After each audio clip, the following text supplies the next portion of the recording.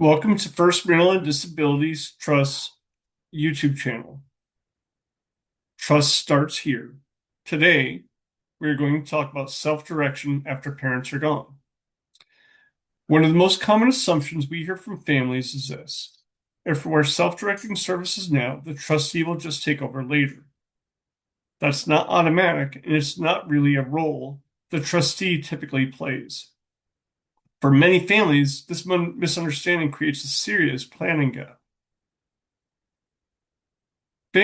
Why do families choose self-direction? Families often choose self-direction because it offers flexibility and control.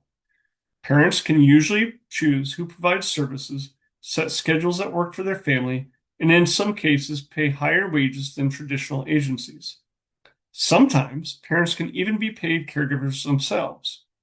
For many families, especially early on, self-direction works well, but most planning stops here.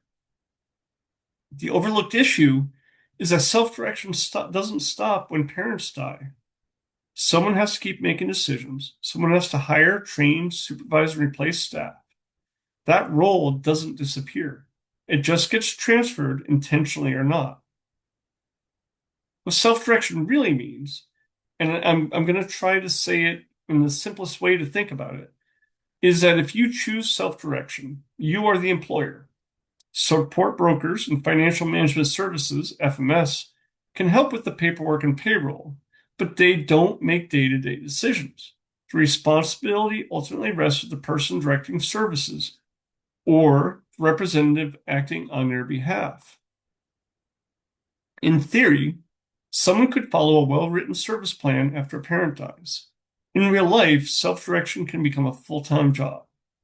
It requires understanding Medicaid rules, managing schedules, handling staff issues, and staying within approved budgets.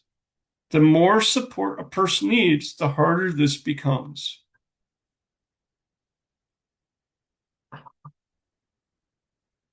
The long-term reality is that agencies are not inherently bad. They provide infrastructure, backup staffing, and continuity that self-direction often lacks.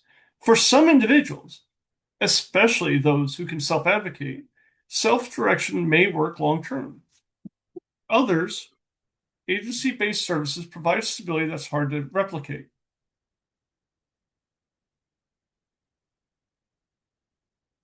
Self-direction may be a great option, but it requires planning beyond today. The right solution isn't universal, but failing to plan for what happens next is always the wrong one. And if you take nothing else away, I want you to take this away. Special needs trust, the trustee for the trust, cannot serve as a support broker. Most trustees are not serving in a case management role, and most do not employ case managers. This is something you're going to want to talk to your trustee about, because even if they are not themselves providing case management, more often than not, they will be able to connect you with a case manager or other similar service that can probably take over for you when you're no longer able to or no longer desire to serve in the role. And you want to stay in self-direction. Thank you for watching. If you have any questions, please email info@firstmdtrust.org or me, E. Jorgensen, at firstmdtrust.org. If you have topics you would like covered, anything like that, we're open to that. New videos are released to this channel every other Thursday at 10 a.m. Eastern Time.